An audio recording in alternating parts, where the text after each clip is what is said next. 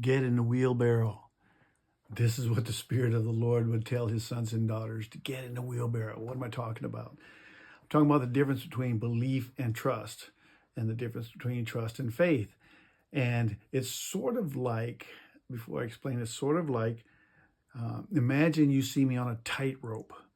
I'm in skin tights, and I have a cape, and I'm going back and forth across from Buffalo to Niagara Falls into Canada, and you see me, and I'm going across that tightrope, and I have a wheelbarrow, and the wheelbarrow's empty, and you see me go over and make my way into Canada, and I'm balanced, and I make it to Canada, and I do a 180, and I wheelbarrow on back, and then I say, do you believe that I can do that? Walk that tightrope back and forth to Canada. And you would say, of course I believe. Why do you believe? Because I saw you do it. So you believe because you've seen. But I said, do you trust me? Because if you trust me, I would say, get in the wheelbarrow, trust me. And we go over to Canada. And not many people would get in the wheelbarrow. Likewise, we do this to God. God does amazing things that are outside of our understanding. And God says, you believe in me, but you don't trust in me. Because if you, as my son or daughter, trust in me, get in the wheelbarrow and trust me. Well, the problem is this, it's risky. And the reason why I was telling you there's a difference between trust and faith, because trust, it tends towards, they're almost interchangeable, but trust, it tends towards a relationship, a knowing, and I can trust you. I've often told people, and I've learned this from personal experience, that relationship does lead to trust, and trust leads to obedience and faith, and particularly with my relationship with God.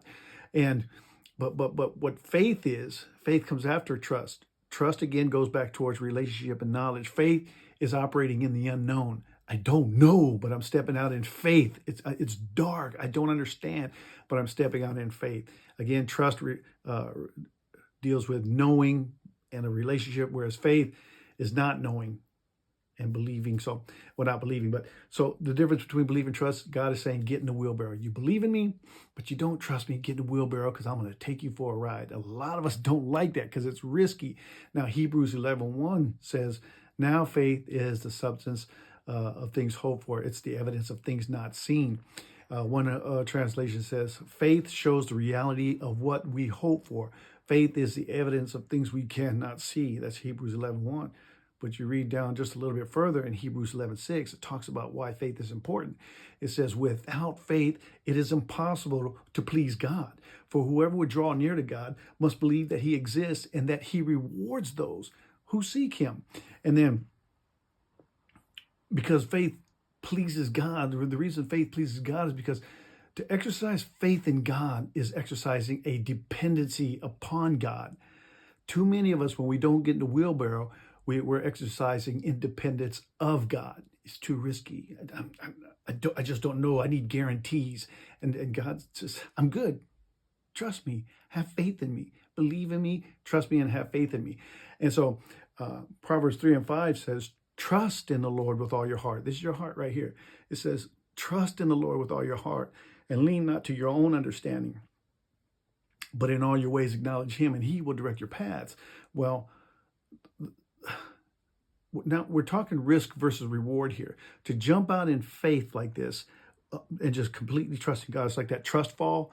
You have faith that these people are going to catch you. Well, we do the same thing with God. And God, you got me. You're going to catch me. And the risk is I'm putting it all out there, and it can lead to failure. It can lead to dire consequences. But if you do survive, the reward is greater understanding of your deliverer, greater understanding of the one who provides for you, the one who guides and protects you. And so as Sandy and I have stepped out in faith over here, blind faith, we've seen God deliver us out of situations. And what does that do to our faith in God? It just increases and it emboldens us because we felt the mighty hand of God's deliverance over us. And so the person who steps out in faith, he's kind of like a pioneer. You don't know what's out there, but you're stepping out. It's unfamiliar territory. You have to deal with your fears, and because fear is in you, these opportunities to exercise faith actually purge the fear out of you. It develops your character and it molds a leader. And so here's the problem with the church that's not getting in the wheelbarrow. If you're not getting in the wheelbarrow, what does that produce? What kind of Christian does that produce?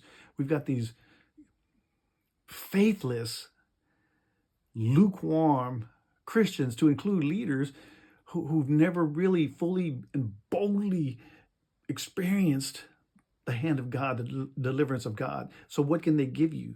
It's just rumors. It's speculations. It's theory versus someone who's actually done these works of faith and they're out there by faith and they're emboldened and they're sharpened and they're loud. I'm telling you right now, they're loud because they're confident. They know the God of their deliverance.